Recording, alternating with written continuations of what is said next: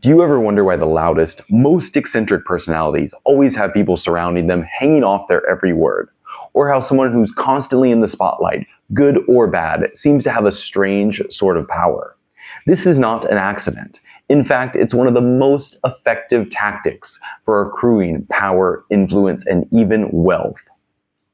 In today's world, attention just isn't a commodity, it is currency. And this is the topic of today's podcast. It's Law 6 of the 48 Laws of Power. Court attention at all costs. Let's look at this in detail. By the end, you'll understand exactly why attention is the foundation of influence and how you can start wielding this timeless principle in your own life. Here's an obvious but overlooked truth. If no one knows who you are, you do not exist. It doesn't matter how skilled, intelligent, or hardworking you are. If you're invisible, then you're irrelevant. Think about it. When the powers that be go after someone they consider a thorn in their side, what's the first thing they do? They cancel their social media, ensuring they are seen or heard by far fewer people. Those in power are acutely aware of how important attention is. In your own life, how many people do you know who are great at what they do, but they're stuck in dead-end jobs and they're overlooked in their social lives? The problem is not their talent, but that nobody notices them. It's sad, but true. On the flip side are people who rise to the top. Whether in business, relationships, or social circles, they're almost always the ones who know how to get and command attention. But why? Well, simply put, attention creates opportunities. Opportunities for connection, for influence, and for power. Before I go further, I do need to mention something. Courting attention doesn't mean you have to act like a clown or chase approval from everyone around you. Nobody likes that. Instead, it's about understanding how to stand out in a way that makes people want to engage with you. Now, this could mean a number of things. It could be dressing sharply in a way that commands respect, developing a valued skill or trait that makes you unforgettable, or simply positioning yourself as somebody who's bold enough to challenge norms. The key is to make them look. And once they're looking, you can set the narrative, direct the frame in the way that it advantages you further. Now, most people don't do this, but why? Most people shy away from courting attention for one of two reasons. The first is fear of judgment. They worry, what if people criticize me? The next is fear of failure. They think, what if I can't back up what I say? But here's the deal. Playing small does not protect you. It just makes you easy to ignore. Think about the people that you admire. Odds are they've been criticized, misunderstood, or doubted. They've probably been attacked and even hated. But they keep putting themselves out there. Why? Because even negative attention can be leveraged into something powerful.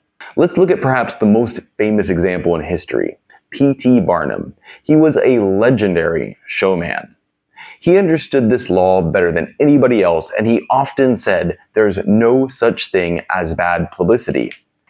Even when people accused him of being a fraud, it only drove more people to his shows. Why? Because attention kept his name in the public's mind. Another example is Muhammad Ali. He was not just a great boxer. He was a master at commanding attention. He made bold proclamations, he trash-talked, and he had a charisma that made him a cultural icon. Even people who hated him couldn't stop talking about him. Or look at somebody like Kevin Smith. He was a filmmaker behind the movies Clerks and Dogma. He would show up in disguise at movie theaters to protest his own movies, knowing that any added attention would help drive ticket sales. So, how do you court attention in a way that builds your power? First, develop a signature style. Whether it's the way you dress, speak, or carry yourself, find a way to make yourself distinct. It could be a bold accessory or a unique watch, something like that. Next, cultivate a speaking style that is sharp, direct, and humorous. Finally, have a unique but memorable catchphrase or a mantra that people can associate you with. For example, I once had a secondary school teacher, and he would often say this exclamation, "That's jugular." Now, he would say this when he really liked something, he really liked an idea, or he just wanted to praise you.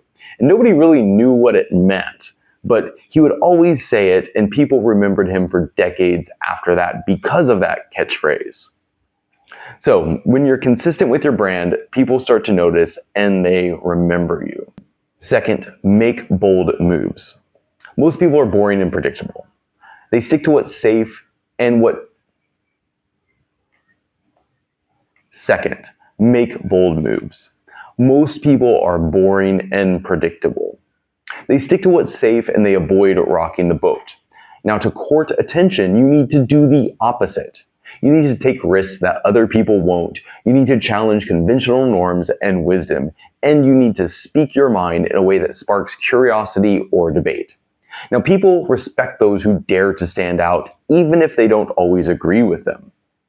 Lastly, leverage controversy. Now, be careful with this though, because there is a fine line between courting attention and burning bridges. Now, you don't necessarily want to create enemies for no reason, but a little bit of controversy can be a powerful tool. Let your haters spread the word of your gospel, right? If people are hating on you, it's usually a good sign that you're making a strong impact. So, you can express a polarizing opinion in a way that invites conversation. Maybe not necessarily hostility, but still catches people's attention.